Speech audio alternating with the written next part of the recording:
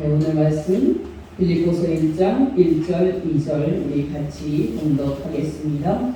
그리스도 예수의 종 바울과 디모데는 그리스도의 사회에서 빌립보에 사는 모든 성도와 또한 감독들과 집사에게 편지하노니 하나님 우리 아버지와 주 예수 그리스도로부터 은혜와 평강이 너희에게 있을지어다. 아멘. 네, 여러분, 오늘도 우리는 이 편지의 인사말을 한 번 더 생각을 해보고자 합니다.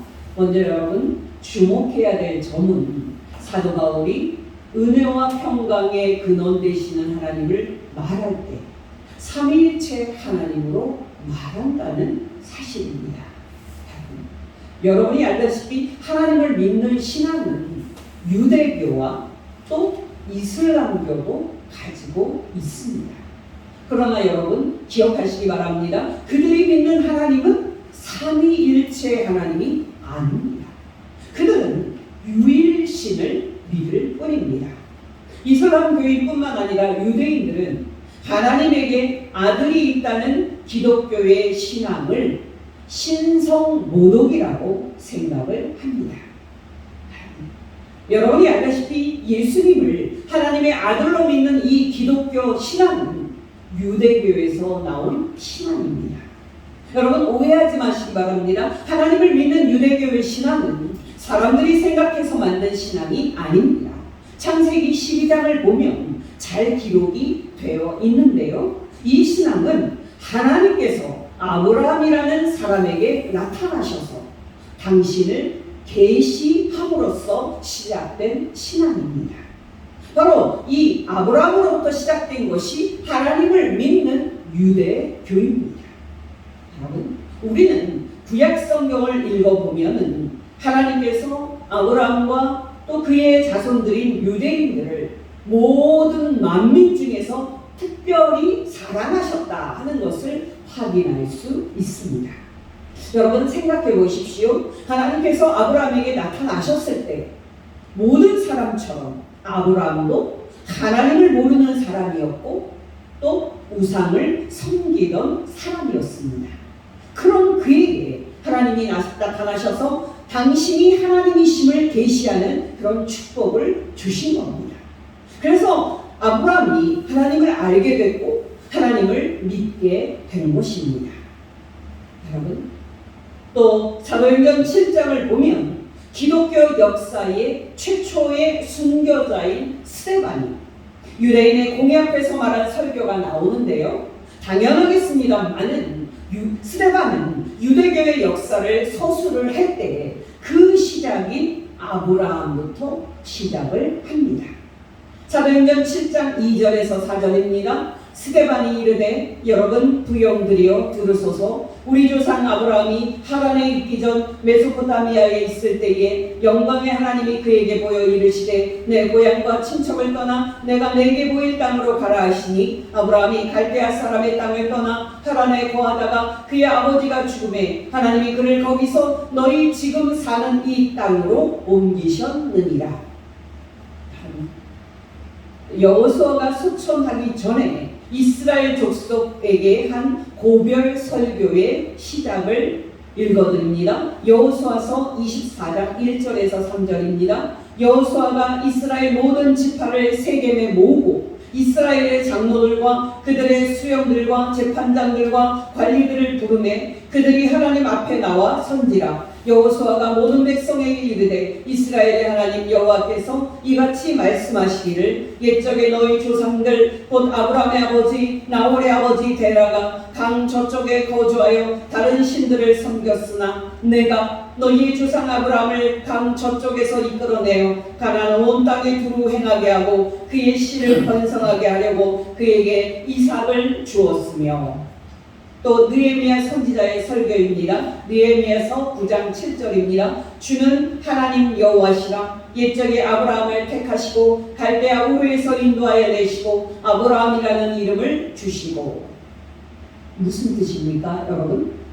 태초에 하늘과 땅을 창조하셨던 하나님께서 첫사람 아담이 하나님께 불순종하고 그 일로 에덴 동산에서 쫓겨난 이후로 모든 민족과 모든 사람이 하나님을 알지 못하고 우상을 섬기는 상태에 있었을 때, 그때 오직 한 사람 아브라함에게 나타나셔서 당신이 하나님이심을 계시하셨다는 사실입니다.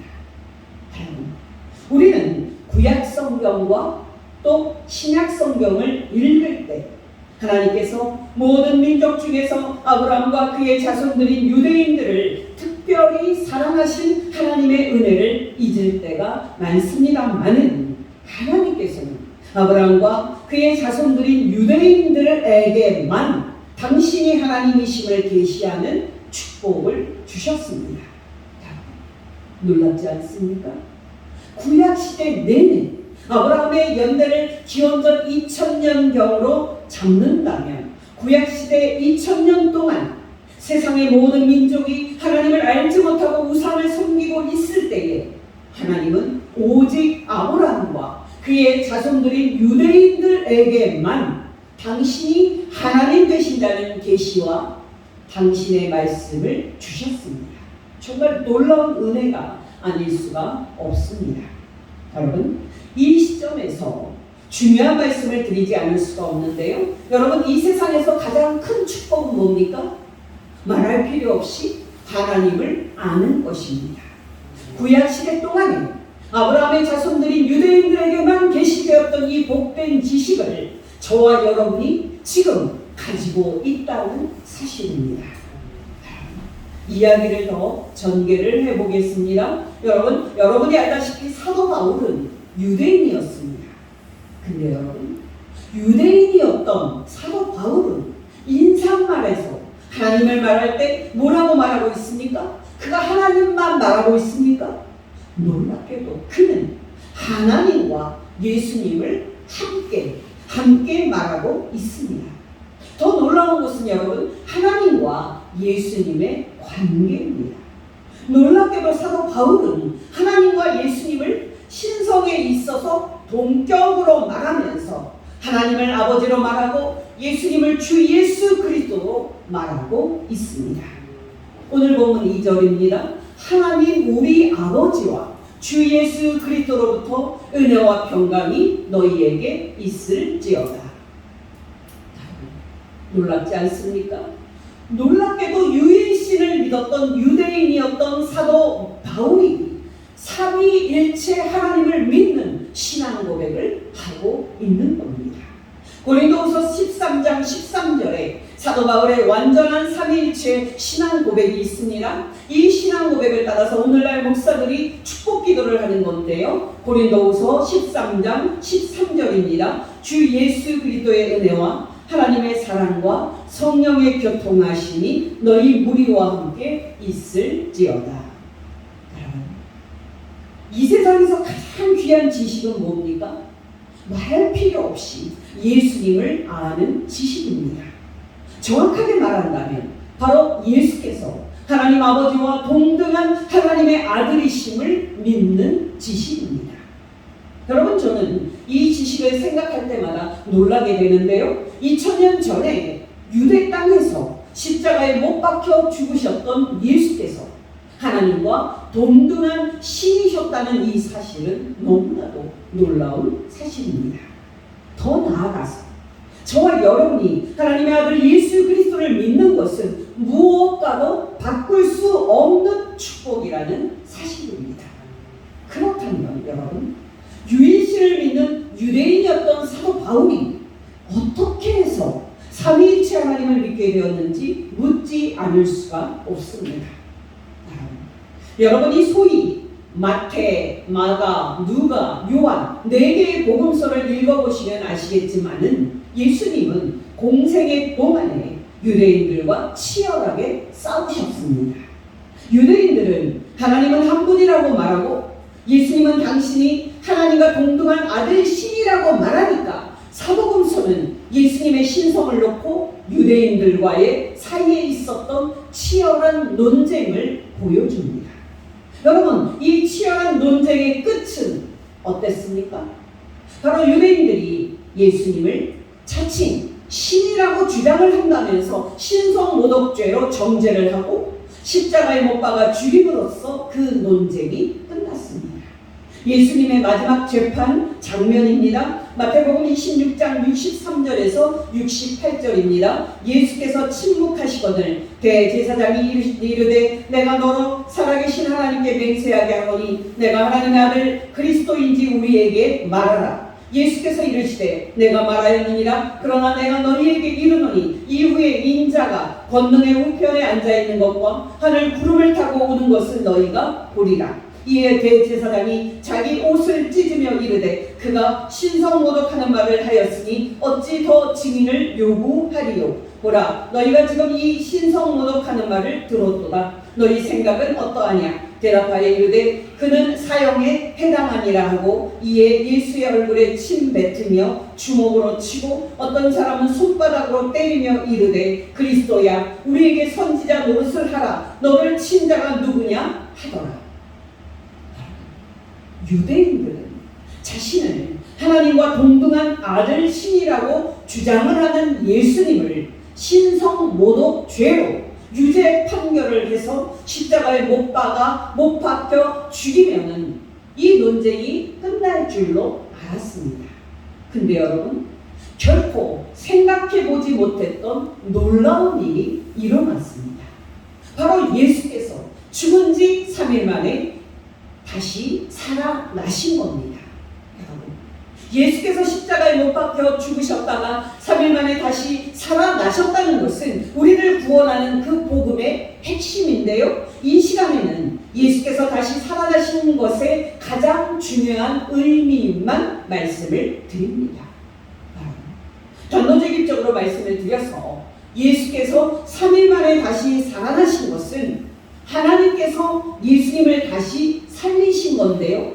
여러분이 알다시피 유대인들은 자신을 하나님과 동등한 신이라고 주장한 일로 예수님을 신성모독으로 그 죄를 뒤집어 씌워서 십자가에 못 박아 죽였습니다.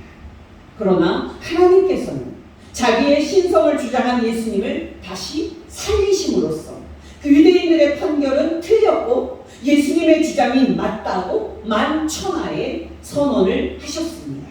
바로 이것이 하나님께서 예수님을 다시 살리신 사건의 가장 영광스러운 의미입니다. 여러분, 사도행전 2장을 보면 오순절 날에 설교한 사도 베드로의 첫 설교가 나오는데요. 거기서 사도 베드로는 예수님의 부활의 이 의미를 잘 말하고 있습니다. 조금 더 구체적으로 말씀을 드리면 여러분, 예수께서 죽은 지 3일 만에 다시 살아나신 사건은 하나님께서 예수님을 3일 만에 다시 살리시고 이후에 하나님이 계시는 하늘로 예수님을 올리신 사건이었습니다. 자, 여러분이 알다시피 하나님이 계시는 하늘과 하나님이 계시는 하늘 보좌는 하나님만이 계시는 장소입니다. 바로 하나님께서 그 하늘에 예수님도 오르게 하심으로써 예수님이 당신과 동등한 신이심을 입증하신 것이 예수님의 부활이 갖는 가장 위대한 의미입니다. 사도행전 2장 29절에서 36절까지의 말씀입니다. 형제들아, 내가 조상 다윗에 대하여 담대히 말할 수 있노니 다윗이 죽어 장사되어 그 묘가 오늘까지 우리 중에 있도다. 그는 선지자라. 하나님이 이미 맹세하사 그 자손 중에서 한 사람을 그 위에 앉게 하리라 하심을 알고 미리 본고로 그리스도의 부활을 말하되 그가 음부에 버림이 되지 않고 그의 육신이 썩음을 당하지 아니하시리라 하더니 그 이 예수를 하나님이 살리신지라. 우리가 다 이 일의 증인이로다. 하나님이 오른손으로 예수를 높이시매 그가 약속하신 성령을 아버지께 받아서 너희가 보고 듣는 이것을 부어주셨느니라. 다윗은 하늘에 올라가지 못하였으나 친히 말하여 이르되 주께서 내 주에게 말씀하시기를 내가 내 원수로 내 발등상이 되게 하기까지 너는 내 우편에 앉아 있으라 하셨도다 하였으니 그런즉 이스라엘 온 집은 확실히 알지니 너희가 십자가에 못 박은 이 예수를 하나님이 주와 그리스도가 되게 하셨느니라 하니라. 여러분, 여기서 중요한 것은 사도들이 예수께서 3일 만에 다시 살아나셔서 하나님이 계시는 하늘에 올라가셨다고 말한 이유는 그들이 두 눈으로 똑똑히 다시 살아나신 예수께서 구름을 타고 하나님이 계시는 그 하늘로 올라가는 것을 목격했기 때문입니다. 사도행전 1장 9절에서 11절입니다. 이 말씀을 마치시고 예수께서 제자들이 보는 데서 하늘로 올려져 가시니 구름이 그를 가리어 보이지 않게 하더라. 올라가실 때에 제자들이 자세히 하늘을 쳐다보고 있는데 흰 옷 입은 두 사람이 그들 곁에 서서 이르되 갈릴리 사람들아 어찌하여 서서 하늘을 쳐다보느냐. 너희 가운데서 하늘로 올려주신 이 예수는 하늘로 가심을 본 그대로 오시리라 하였느니라. 우리는 아직도 유일신을 믿는 그 유대인이었던 사도 바울이 갑자기 예수님의 신성을 인정하고 삼위일체 하나님을 믿게 되었는지 그 이유를 다루지 못하고 있었는데요. 이제 그 이유를 말씀을 드립니다. 여러분이 알다시피 중요한 것은 목격입니다.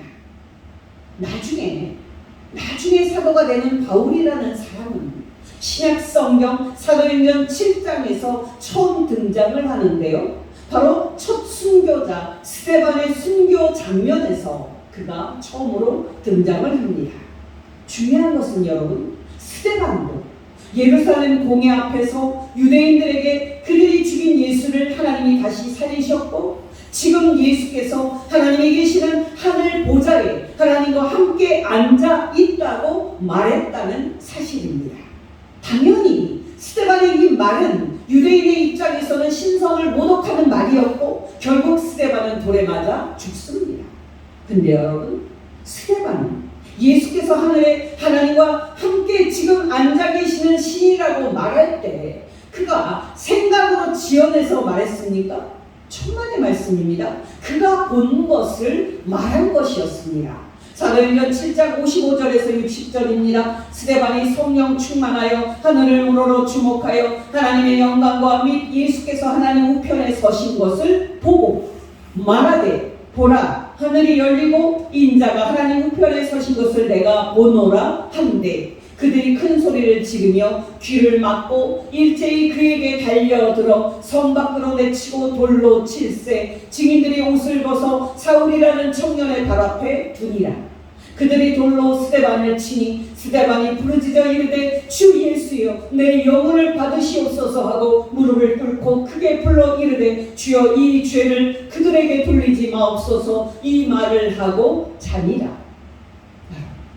바울은 그 자리에서 스데반이 한 말을 분명히 들었을 겁니다.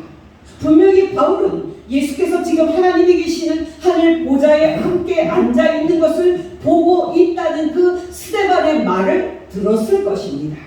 그러나 바울은 예수께서 하나님의 보좌 우편에 있다는 스데반의 말이 맞을 거라고는 추호도 생각하지 않았습니다. 오히려 바울은 예수가 지금 하늘에서 하나님 보좌 우편에 앉아있다고 주장을 하면서 예수님의 신성을 주장하는 이 신앙을 이단으로 생각을 하고 이 신앙을 뿌리 뽑는데 더 열심을 냅니다. 근데 여러분, 그 길 위에 바울이 그 다메섹이 있는 이 이단들을 소탕하는 그 길에 오르는 그 길 위에서 사도 바울이 무엇을 봤습니까? 바로 스데반이 본 것을 봤습니다. 놀랍게도 바울은 예수께서 스데반의 말대로 하나님이 계시는 그 하늘에 계시고 예수께서 그 하나님 우편에 앉아 계시는 모습을 봅니다. 여러분, 정말 놀랍게도 바울은 자신을 신이라고 신성 모독적인 주장을 한 죄목으로 십자가에 못 박혀 죽은 예수님이 하나님과 함께 하늘에 있는 것을 그의 두 눈으로 똑똑히 보았습니다.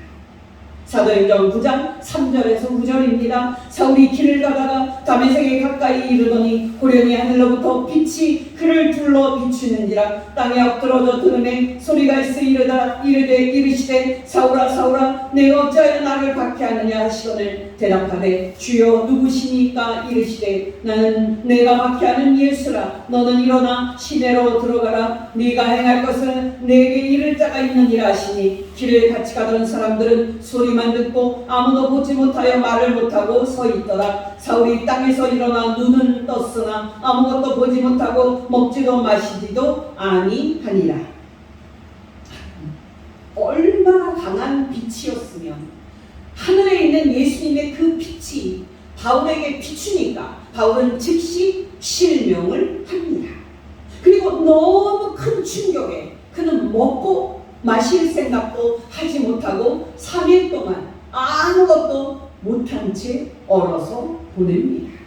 여러분 기억하시기 바랍니다. 바로 그가 다메섹으로 가는 길 위에서 신성모독죄로 처형된 예수가 하늘에 하나님과 함께 앉아 계신 것을 보자 그의 전 인격과 그의 모든 것이 변합니다. 여러분 더 정확하게 말한다면 예수께서 하나님과 함께 하늘에 앉아있는 것을 바울이 보자 기독교 역사가 바뀌고 세계의 역사가 바뀝니다. 다메섹으로 가는 길 위에서 부활 승천하신 예수님을 본 그 자신의 그 경험을 말하는 바울의 설교의 한 대목입니다. 지난번에 인용한 아그리빠 왕 앞에서 말한 사도 바울의 변론 중에서의 일부의 말씀이 되겠습니다. 사도행전 26장 13절에서 15절입니다. 아그리빠 왕이여 정오가 되어 길에서 보니 하늘로부터 해보다 더 밝은 빛이 나와 내 동행들을 둘러 비치는지라. 우리가 다 땅에 엎드러짐에 내가 소리를 들으니 히브리 말로 이르되 사울아 사울아 네가 어찌하여 나를 박해하느냐. 가시체를 깃발질하기가 너에게 고생이니라. 내가 대답하되 주여 누구시니이까. 주께서 이르시되 나는 네가 박해하는 예수라. 조금 띄어서 19절에서 23절입니다. 아그리빠 왕이여 그러므로 하늘에서 보이신 것을 내가 거스르지 아니하고 먼저 다메섹과 예루살렘에 있는 사람과 온 유대 땅과 이방인에게까지 회개하고 하나님께로 돌아와서 회개에 합당한 일을 하라 전함으로 유대인들이 성전에서 나를 잡아 죽이고자 하였으나 하나님의 도우심을 받아 내가 오늘까지 서서 높고 낮은 사람 앞에서 증언하는 것은 선지자들과 모세가 반드시 되리라고 말한 것밖에 없으니 곧 그 그리스도가 고난을 받으실 것과 죽은 자 가운데서 먼저 다시 살아나사 이스라엘과 이방인들에게 빛을 전하시리라 하니니이다 하니라. 중요한 것은 뭡니까? 바로 인사말에서 바울이 하나님 우리 아버지와 주 예수 그리스도로부터 은혜와 평강이 너희에게 있을지어다 라고 말할 때 그가 하나님은 삼위일체로 존재하시며 예수께서 하나님과 함께 하늘에 앉아 있는 아들신임을 놀랍게 선포하고 있다는 사실입니다. 또 중요한 것은 무엇입니까? 바로 저와 여러분이 삼위일체 하나님을 아는 축복을 받았다는 사실입니다. 이제 마지막으로 하나님 우리 아버지와 주 예수 그리스도로부터 우리에게 어떤 축복이 왔는지 짧게 말씀을 드립니다. 여러분, 하나님 우리 아버지와 하나님의 아들 우리 주 예수 그리스도로부터 우리에게 어떤 축복이 임했습니까? 말할 필요 없이 구원이 임했습니다.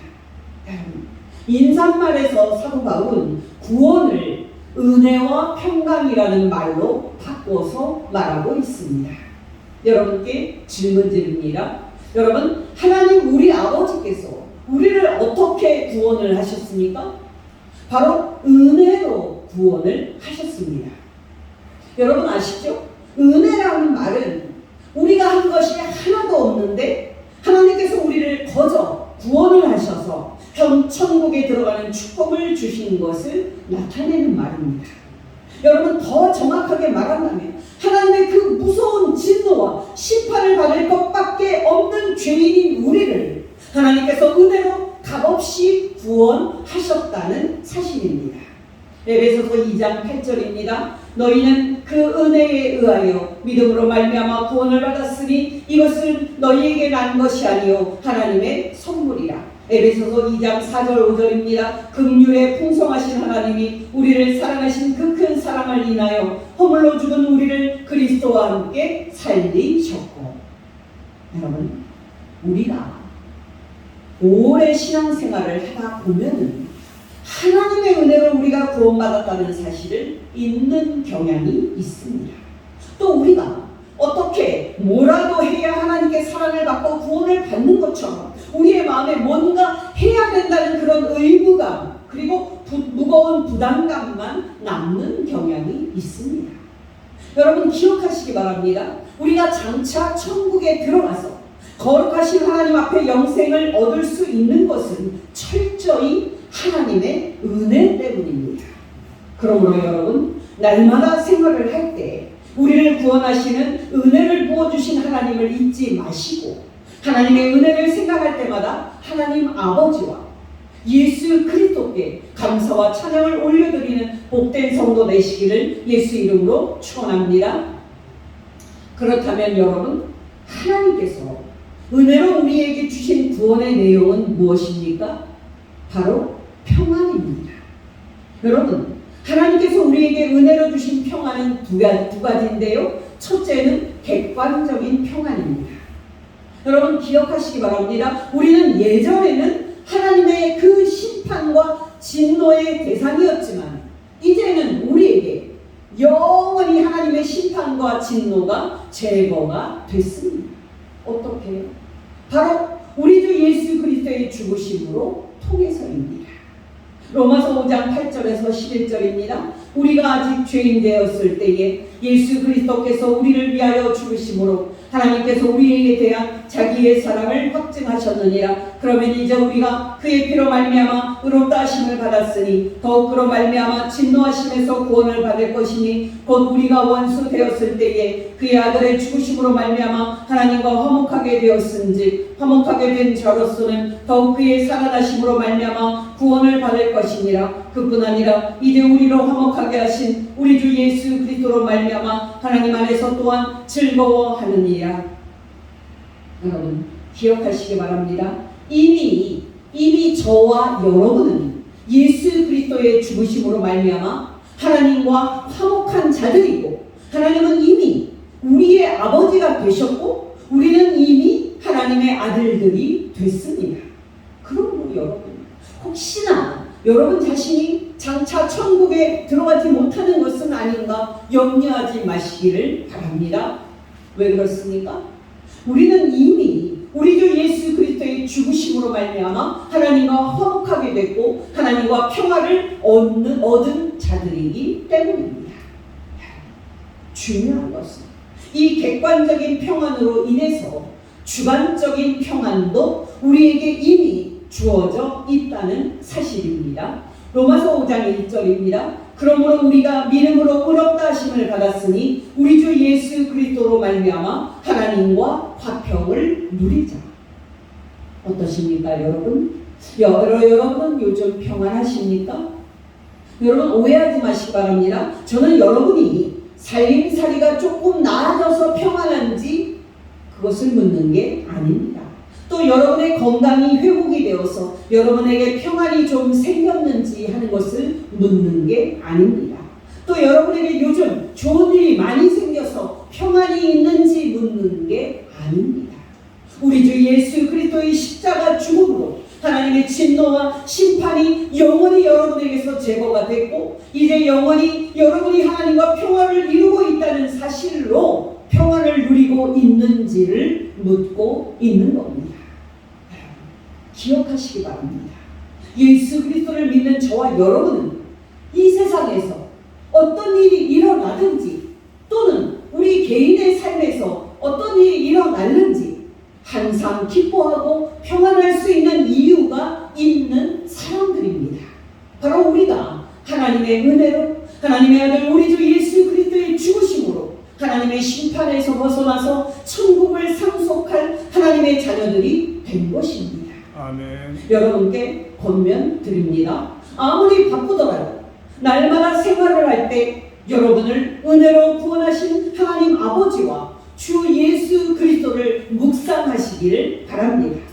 또 여러분을 은혜로 구원하신 성부 하나님과 성자 하나님 예수 그리스도로부터 여러분에게 이미 영원한 평안과 영원한 구원이 임했음을 아시고 그 복된 구원의 은혜를 주신 하나님 아버지와 우리 주 예수 그리스도께 감사와 찬양을 올려드리는 복된 성도 되시기를 예수 이름으로 축원합니다. 기도하겠습니다. 하나님 아버지, 오늘 말씀을 통해서 하나님께서 성부, 성자, 성령 삼위로 존재하시는 하나님이심을 가르쳐 주신 것 진심으로 감사를 드립니다. 또한 우리에게 이 복된 하나님을 아는 지식을 주시고 하나님 아버지와 주 예수 그리스도로부터 은혜와 평강이라는 놀라운 구원을 선물로 받게 하신 것 진심으로 감사를 드립니다. 하나님 아버지, 우리에게 날마다 말씀과 성령님으로 충만하게 하여 주시사 우리를 은혜로 구원하시고 장차 천국에 들어가 영생을 얻는 축복을 주신 하나님 아버지와 주 예수 그리스도께 날마다 감사와 찬양을 올려드리는 복된 성도 되게 하옵소서. 우리 구주 예수 그리스도의 이름으로 사랑이 무한하신 하나님 아버지께 감사하며 기도하옵나이다. 아멘.